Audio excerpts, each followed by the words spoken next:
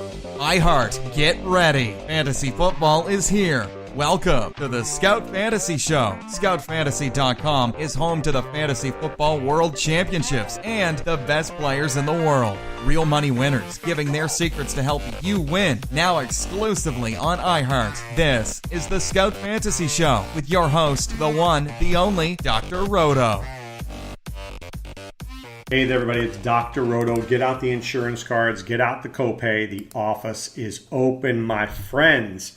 I have a lot to cover, a lot to talk about. Just know one thing here. Jerick McKinnon had an MRI, and it's just a muscle strain, okay? It's just a muscle strain. I know a lot of people were worried about that. I know I was worried about that. I was very in on McKinnon. But this just goes to show you how tenuous at best drafting your team is, right? So you draft McKinnon today, he can get hurt. Look at Darius Geis, out for the year. That's why you need to have as much depth as possible. You need to make sure that even your fifth, your sixth running back is playable. Don't just waste your draft on taking 3 quarterbacks and 3 tight ends. You've got to be able to be deep in your leagues. If you're not deep in your leagues, you won't be able to win your league. So just be very careful. How do you get the depth? How do you get the knowledge and understanding? Well, you go to places like scoutfantasysports.com, right? And we'll educate you. We will tell you who we like, which are the late round guys to look at. You can look at draft reviews. What are people doing? Last night, there was a big, high-stakes main event draft. And let me tell you something. It was a little crazy. I'm going to try to get the draft board open right here. But I'm telling you, this draft was wild and crazy.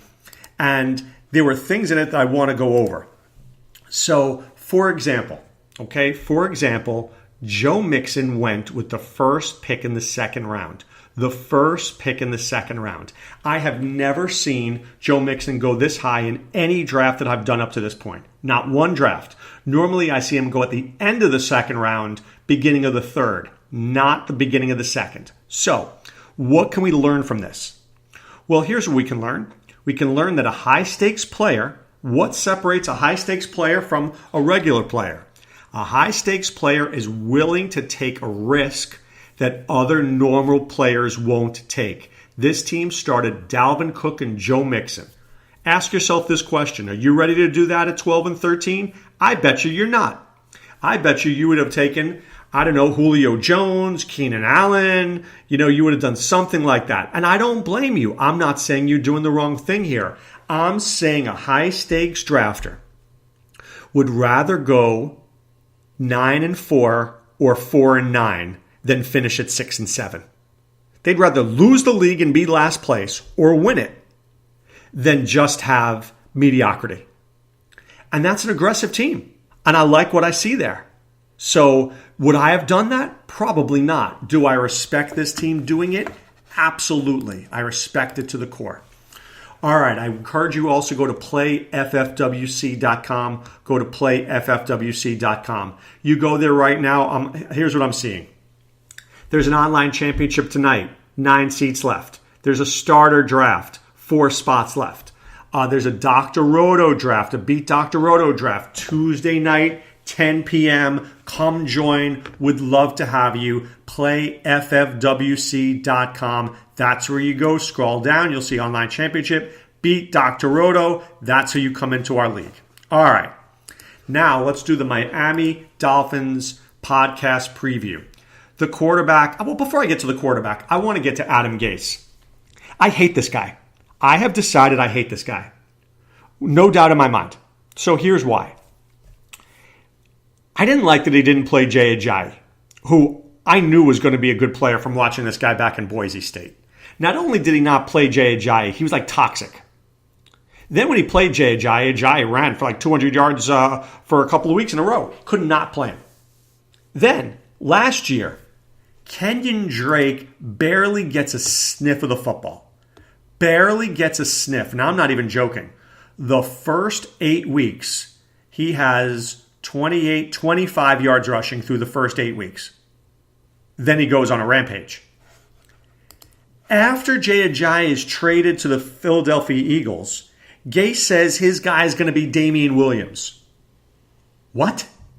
What? Seriously? Well, Damian Williams, the coaching staff loves him. Damian Williams is not even, he aspires to be mediocre. He wakes up every morning and says, I wish I was mediocre this morning because I'm not very good. Where Kenyon Drake is a star. Then to cap it all off, I'm reading the Sports Illustrated. And there's an article about Jarvis Landry. And in it, Jarvis Landry says that he goes to Gase's office to talk to him about routes that he could be running that could help the team better. And basically Gase kicks him out and says, mind your own business, do your thing, I'll worry about my job. Really? Seriously? Who died and made you Vince Lombardi? Have you won anything? I don't think you have. And if you did, it wasn't as head coach. Nobody knows everything. I think I may know everything, but I know I don't. Adam Gase, you definitely don't know everything. I think your job's in jeopardy. I really do. Now, there was a bit yesterday about Ryan Tannehill where he kicked Kalen Ballage out of the huddle because he got himself killed because he didn't know how to block. I like that in Tannehill. I thought that was good. But Ryan Tannehill is 30 years old. Did you know that? Actually, I think he's a little younger than that. But he's getting close to 30. I think he's right around 30 years old. Got a bad knee. Hasn't played in a while. Is he going to be effective? The last year we saw full effectiveness wasn't it 2015? Is there any mobility? I'm just going to say this. I remember vividly seeing Ryan Tannehill as a wide receiver at Texas A&M. We were there. I've been to the games. We used to live in College Station. That worries me because that tells me he wasn't a quarterback from birth. See, I want my guy to be a quarterback from birth because that guy knows the position. Now, I'm not saying Tannehill's not a smart guy. I'm not saying Tannehill has done a bad job. I just think Tannehill's not a great quarterback. And I worry whether or not, I don't know why the Dolphins haven't seen that. Do you really think you're winning a Super Bowl with Ryan Tannehill as your quarterback? Maybe you make the playoffs. Maybe you go 9-7. You think you go deep in the playoffs? I don't think you have a chance. I don't think you have a chance. So, will I draft Tannehill? No. Maybe in a best ball format. All right, Kenyon Drake. This guy is really good. He's really fast, and he's got very good hands. Now, what I'm worried about is how is he going to be used this year? I do worry about that.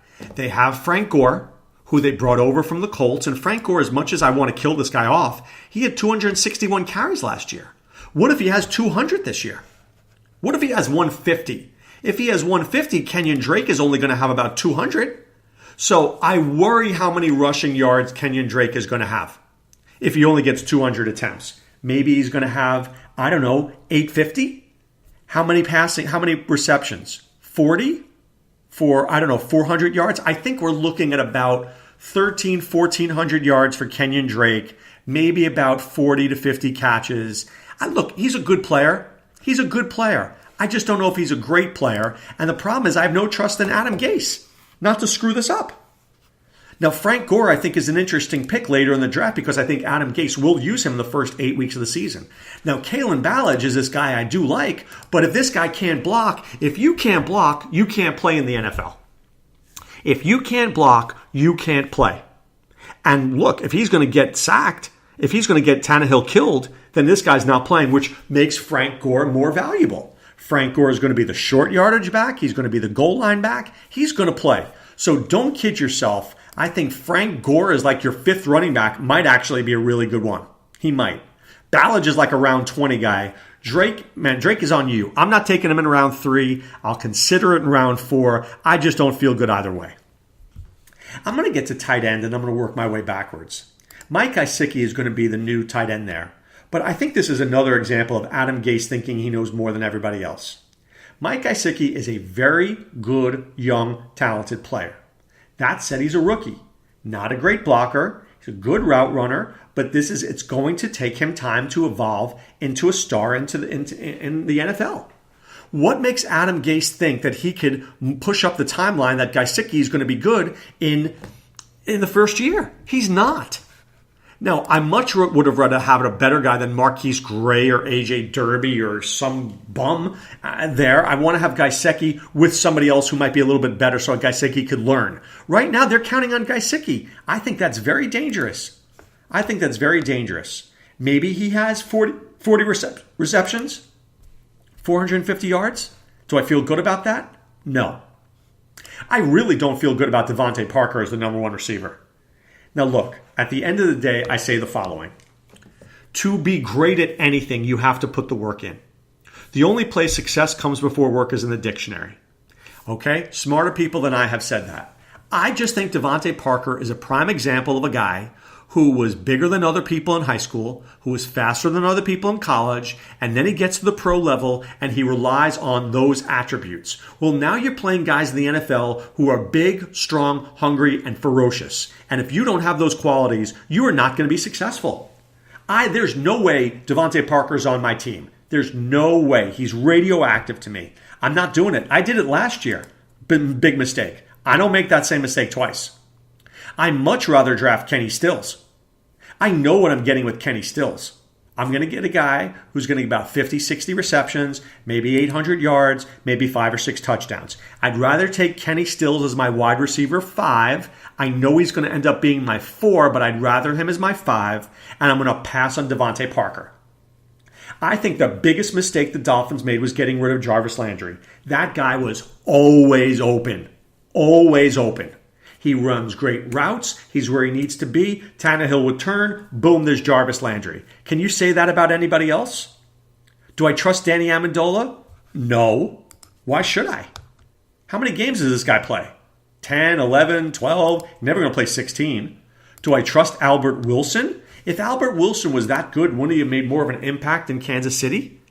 Maybe not. I guess we could argue with Tyreek Hill and Travis Kelce. I don't think Albert Wilson comes to Miami and is something special. I think he's okay. Maybe he gets 50 catches. He's my 6th receiver. Nothing more than that. Jakeem Grant, Isaiah Ford, not interested. I really don't like this Dolphin team. I think this Dolphin team is okay.